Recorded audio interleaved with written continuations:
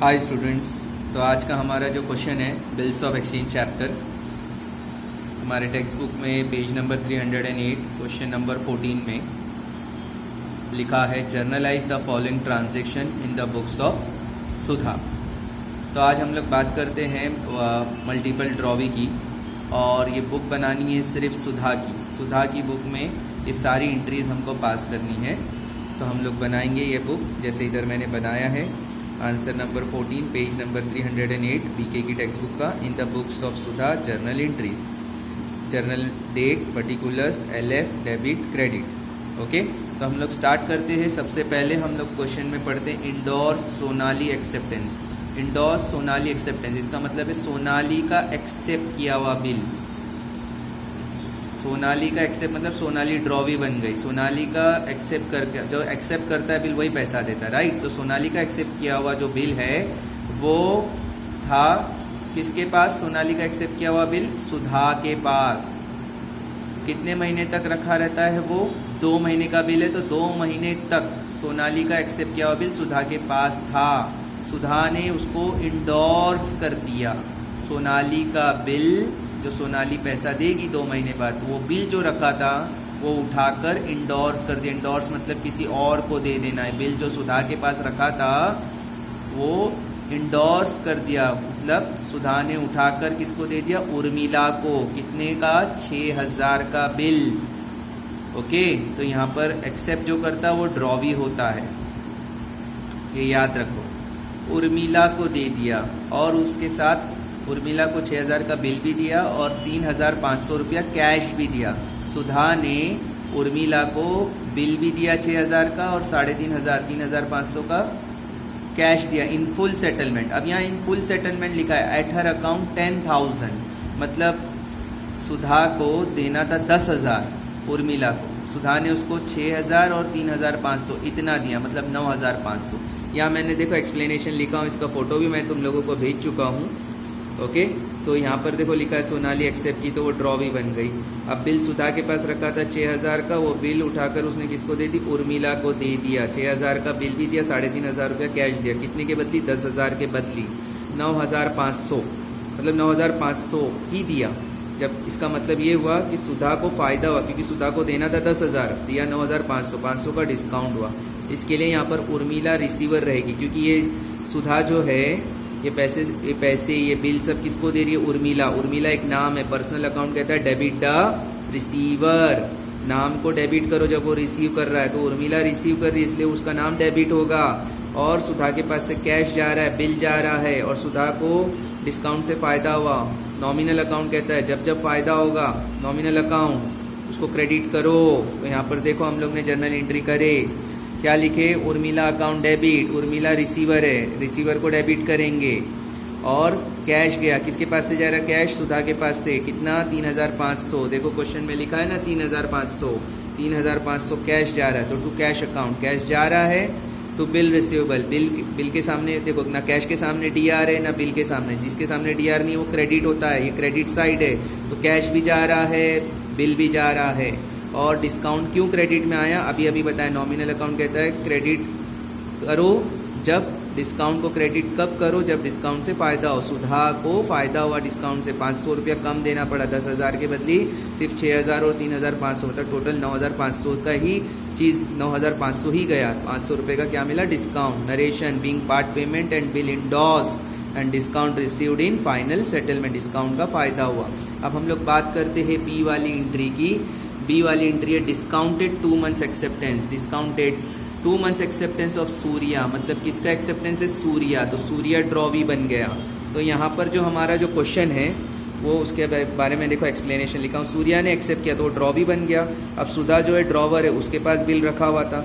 जब एक्सेप्ट सूर्या ने किया, साइन करके वापस किसको दे दिया? सुधा को। सुधा वो बिल ड्यू डेट तक अपने पास रखेगी, और उसने वो बिल अपने पास ड्यू डेट तक नहीं रखी। उसके पहले वो जाकर क्या करी? बैंक को दे दी, बिल बैंक को दे दी डिस्काउंट करने की, क्योंकि सुधा को हो सकता है पैसे की ज़रूरत पड़ी होगी, तो 2 महीने तक के उसको इंतज़ार करना पड़ता। क्योंकि जो हमारा क्वेश्चन है उसमें कहा गया कि 2 महीने का बिल है। अब सुधा को आज पैसे चाहिए, 2 महीने पहले ही पैसे चाहिए, तो वो अभी के अभी क्या करेगी? वो जो बिल रखा हुआ है वो जाकर बैंक को दे देगी। जब बैंक को देगी तो सुधा के पास क्या आएगा, कैश, क्योंकि सुधा को पैसे की ज़रूरत थी, कैश आएगा तो कैश को डेबिट करेंगे। और सुधा को बैंक है तो बैंक पूरा पैसा नहीं देगी। अब बिल जो है 7,800 का है, देखो यहाँ मैंने कैलकुलेशन किया है, 7,800 का बिल है। 7,800 के बिल पे बैंक ने क्या करी, जैसे हमारे देखो क्वेश्चन में लिखा हुआ भी है 10% पर एनम, 2 मंथ्स का बिल और 10% पर एनम, मतलब 10% पर एनम, पूरे साल का 10% का डिस्काउंट बैंक ने काट लिया। तो 7,800 लिखोगे 10/100, 10% का 10/100 आएगा, इंटू 2 आएगा। 2 क्यों आएगा, क्योंकि 2 मंथ्स का बिल है 2, और पूरे साल में कितने महीने होते हैं 12, इसलिए अपॉन में 12 लिखेंगे, क्योंकि 10% पूरे साल का होता है ना, इसलिए हम लोग 12 लिखते हैं, क्योंकि पूरे साल में से सिर्फ 2 महीने का निकालना है। 2/12 का मतलब है पूरे साल में से सिर्फ 2 महीने का कैलकुलेशन। तो हम लोग ने एक ऊपर 0 नीचे 0 कट किए, इधर एक 0 इधर एक 0 कट किए, इससे हमारे न्यूमरेटर और डिनोमिनेटर के 2 0 ऊपर नीचे कट हो गए, 780 रुपीज़ बचे। अब यहाँ 2 1 2 कर दिए, और 2 के टेबल में 12 कब आता है, 2 6 नीचे 6 बचा। अब हम लोग इसको 6 के टेबल में देखेंगे, 7 नहीं आता, 6 1 6, 6 के टेबल में 6 आता है, तो 6 1 6 हो गया। अब यहाँ पर 6 जो है आया, तब हम लोग क्या करेंगे, यहाँ पर जब ये 6 1 6 हो गया, तो इसको 6 1 6 करें। अब 1 बचा, 6 के टेबल में 18 कब आता है, 3 6 3 18, एक 0 बचा, 130 रुपीज़ बैंक कम देगी। किसको कम देंगी, सुधा को। तो हम लोग सम्स में देखेंगे, तो हम लोग देखो 7,800 का बिल था, लेकिन सुधा के पास कितना आया, कैश आया, तो कैश आया तो कैश को डेबिट करो, debit what comes in, real account, cash bank account debit 7,670, इतना पैसा ही आया, और डिस्काउंट 130 रुपीज़ बैंक ने कम दी, तो ये नुकसान हुआ। किसको नुकसान हुआ, सुधा को। सुधा को 130 रुपीज़ कम आ रहे।